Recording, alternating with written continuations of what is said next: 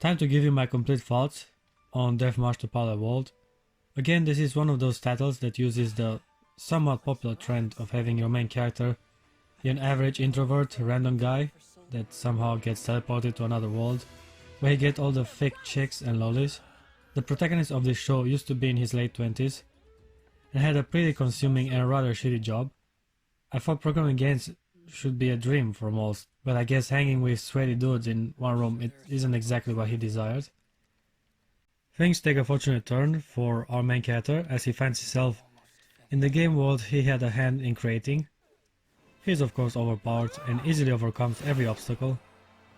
Now instead of plot armor or superpowers, he uses his wit and knowledge to face most of his opponents, acquiring new skills fairly easily. But we don't linger too much on our boring main character, as we get introduced to one of the many girls he will encounter in his journey. He saves her from falling like a player, and later on gets a chance to talk to her. Forgive me, my name's Xena. I'm 17 and I'm a military mage on retainer of Count Seriu. I'm not yet married. No boyfriend either. Talking to girls would be a real challenge in the real world, but thankfully this younger and overpowered version of the protagonist is well equipped in handling all manner of opponents, even women. Kinda makes me wonder why his avatar looks like a late teen. If I were to guess, I'd say it's a gimmick to pander to insecure 20-year-old males so that they can have the fantasy of reliving their youth and this time actually accomplishing something of worth with their time. A demographic I'm certainly not part of. Needless to say, I enjoyed the ecchi harem genre, so I was determined to see the anime through. So, where was I? Oh yeah. The first chick we get introduced to is apparently called Xena, and she's the everyday anime girlfriend. If you're not busy, I'd like to take you around the city for a quick tour. She's working really hard to impress me. Sato, I wanted to buy these as a way of thanking you for saving me. You're too kind. Hey, are you all right? Yes, I'm fine. It seems you're always there to catch me when I fall.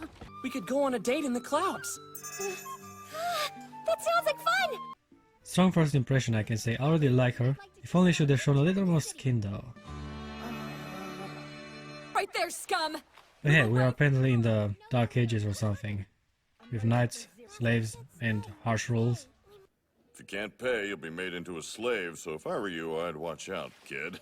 Good girls keep on coming, as Sato visits an inn where he spends way too much time analyzing his food. From here on out, he finds himself on a quest of acquiring skills and picking up girls on the side, sometimes doing both at the same time. Xena seems to be the main chick at the beginning. She's the one that spends most of her time with Sato, showing around the city, teaching him about spells, introducing him to the slave market and all other attraction of the medieval fantasy world. It might sound weird, but when he meets Lisa and her two small companions, I couldn't stop myself but think of Gon and Killua when I saw those two. The further we advance in the story, the more characters get thrown our way to distract us from the fact that our protagonist does not really have a definite objective. All he's been doing so far are side quests, with no definitive objective for which he has to fight for. He does help his friends, and that's nice of him, but when the main character has no reason at the half of the show, it kind of works at his detriment. It is hard to relate to him or understand his action when his motivations are not made clear. He just tags along from one event to another, and I tag along as well, as it's hard for me to invest myself in someone that does not stand out and has zero to no personality. Poorly developed main character is a trait of the harem genre that many anime fall prey to, and unfortunately Death March to Parallel World wasn't able to avoid it. The anime is very unfocused though. They keep on adding more underage girls instead of developing the great number of them it already has. It feels as if they have little to no personality, and to keep things interesting, the writer has to keep introducing new characters so that we don't notice how boring and unoriginal everyone is. What? Considering the premise of having a buffet of females in a fantasy world is overused, and the anime uses that premise, you better bring some captivating story and create original characters, which sadly isn't the case with Death March to Parallel World. The story so far is a compilation of side quests jammed together on top of each other. It's really hard to grasp the main narrative of the show, as every 1 or 2 episodes we get a brand new adventure that has little to no connection to the other. These are my friends. Without Actually, it's kind of funny how visibly unfocused the anime is. Females keep on getting piled up, and nor the protagonist nor the writer has enough energy to keep up with the overflow of estrogen. It's as if Sato collects little girls as figurines and put them on the shafts. He keeps on finding more until he does not know what to do with them. Now we can have a battalion of waifus and have them all be relevant. Shows like High School DxD and To Love Ru are actually successful in giving enough screen time to every girl in the overflowing harem to keep them all relevant and interesting till the end. We'll take care of that part.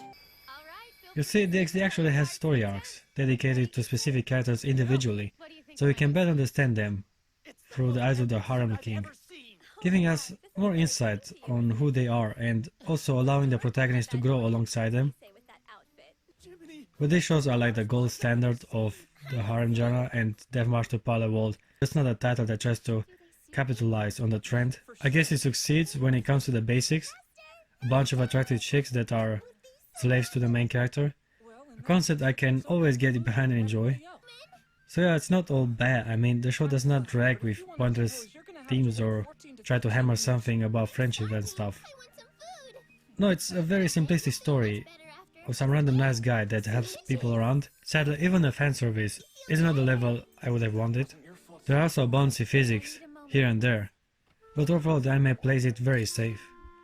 It's a shame in my opinion, the show could have benefited from some outrageous in-your-face ecchi moments. It would at least made it stand out a little more, a way to break free from the mediocrity it conforms itself to. Okay guys, it kinda seems like I'm hating a little bit, which is not exactly the case. I'm just pointing out its flaws and missteps because I see potential in this title.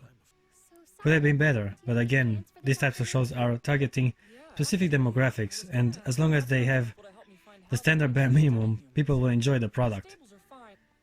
I'm one of them, to be honest. I enjoy my fanservice anime, it's just I cannot think with just one head for too long.